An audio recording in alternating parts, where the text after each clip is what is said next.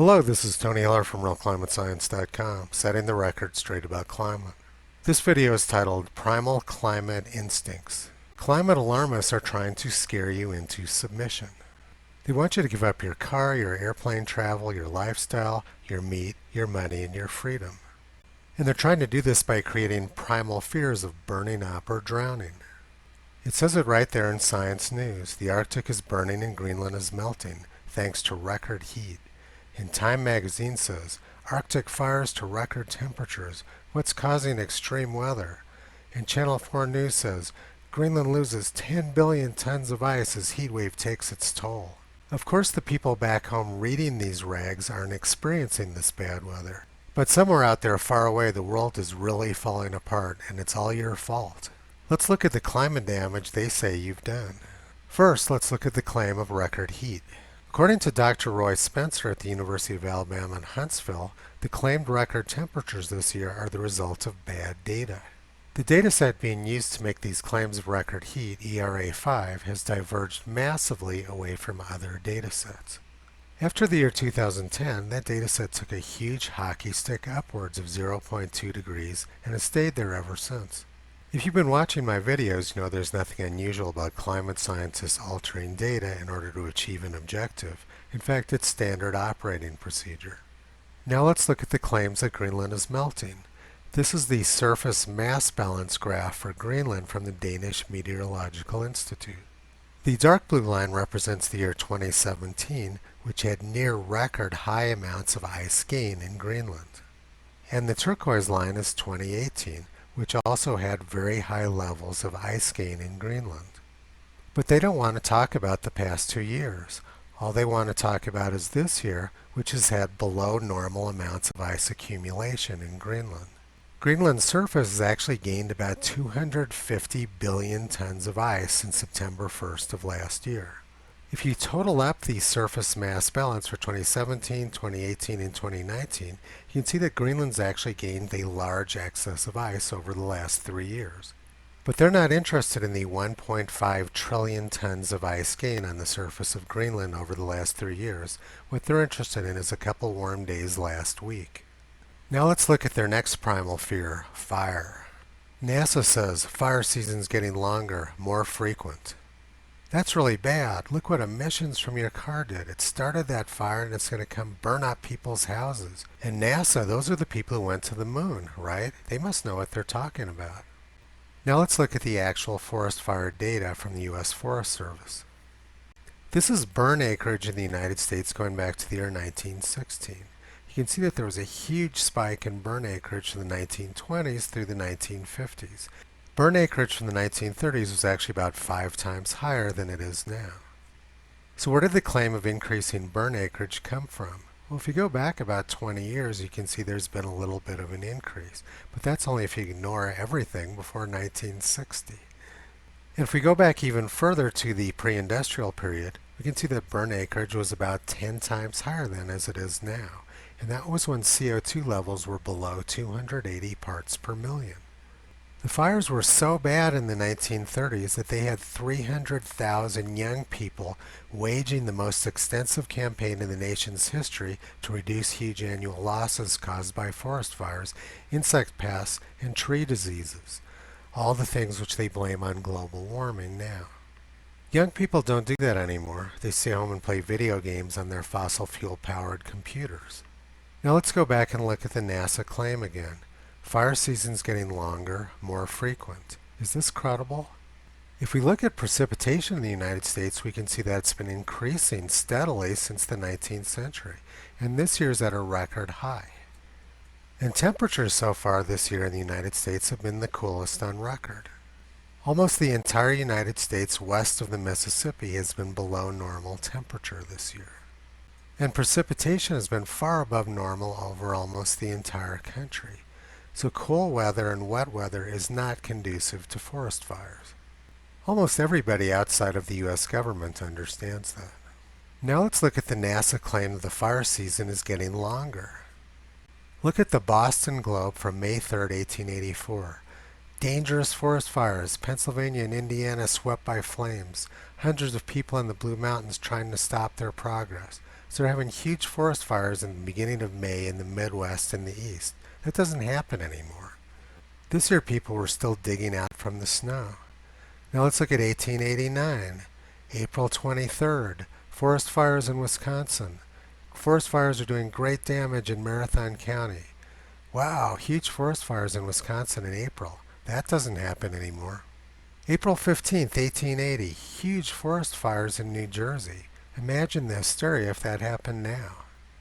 April 26, 1881, large forest fires are raging in New Jersey, and they're having floods in the west. How could this be? This was when CO2 levels were really low. And climate alarmists say that CO2 is what causes the extreme weather. Now let's look at another brand new claim which just came out this week. U.S. Northwest towns woefully unprepared as fire risk grows.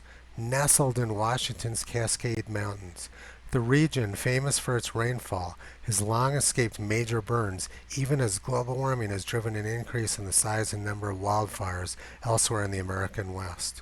According to experts, previously too wet to burn parts of the Pacific Northwest face an increasing risk of significant wildfires due to changes in climate. So look what you did by taking a vacation this summer. You increased CO2 emissions, and now this neighborhood's going to burn up, and it's all your fault.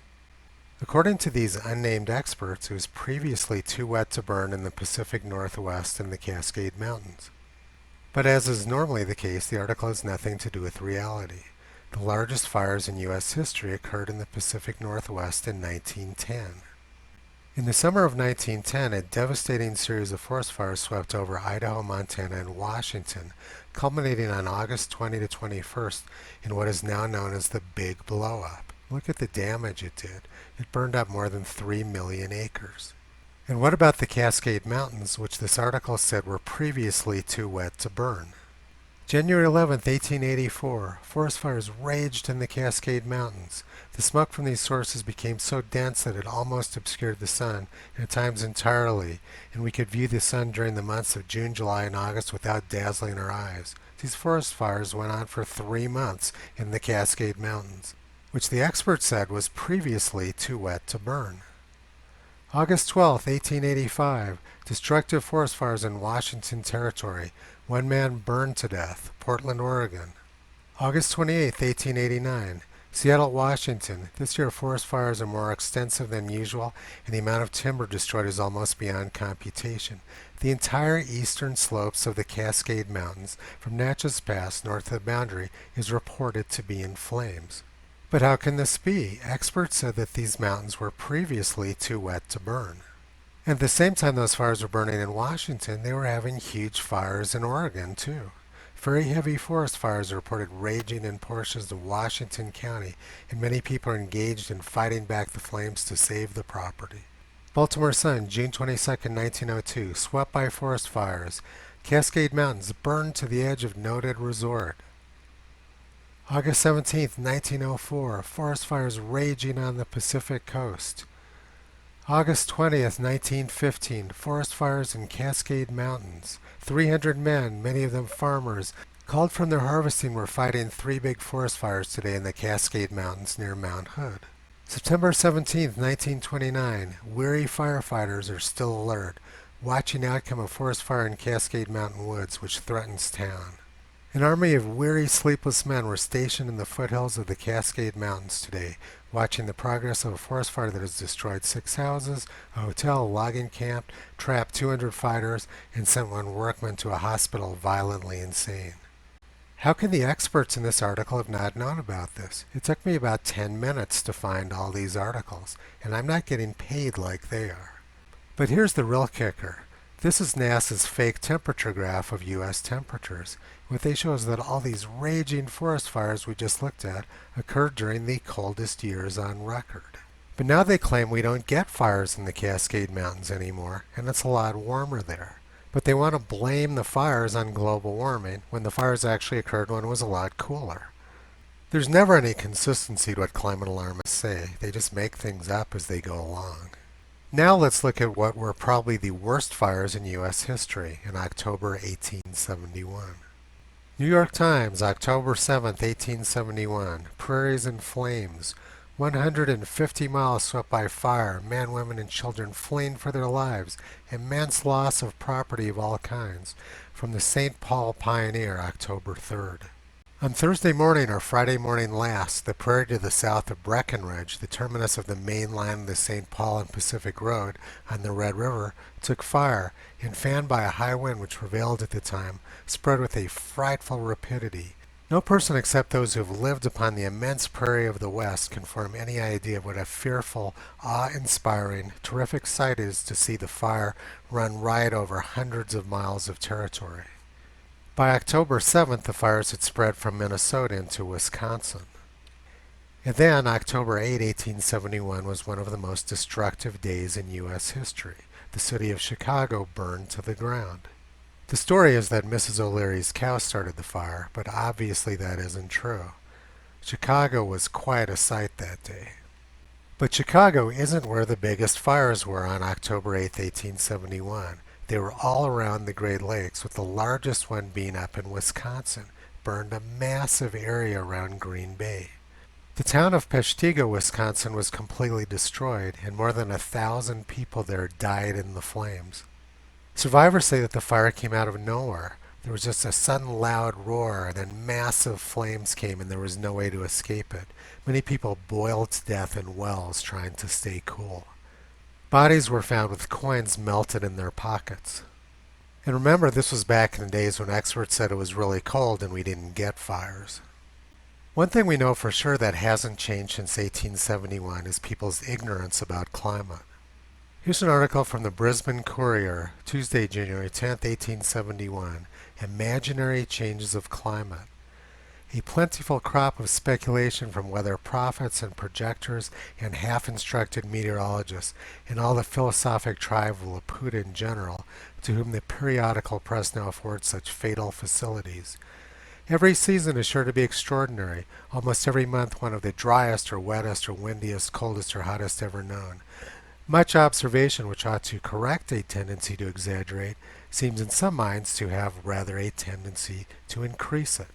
So people have always been imagining climate change, experts have always been making up fake statistics in support of that idea, and the press has always been giving them a lot of attention. The idea is that experts are supposed to be these wise sages who know a lot more than the ordinary people do. And they give them official-looking government seals like that from NASA and NOAA to bolster their credibility. People always want to believe NASA because they're the people who went to the moon, right? Well, no, actually. The people who went to the moon want NASA to stop doing their junk climate science. NASA climate science is an embarrassment to the people who went to the moon, and they want NASA to stop doing it. If it was up to NASA climate scientists to get people to the moon, they never would have even gotten to the launch pad, much less to the moon. This whole thing is a complete joke. It has nothing to do with science. It's a massive propaganda campaign with nefarious political intentions. It's important that everybody fight back. I used to work as a wilderness ranger for the U.S. Forest Service in New Mexico. Fire is an essential part of the forest cycle. The forest can't survive without it.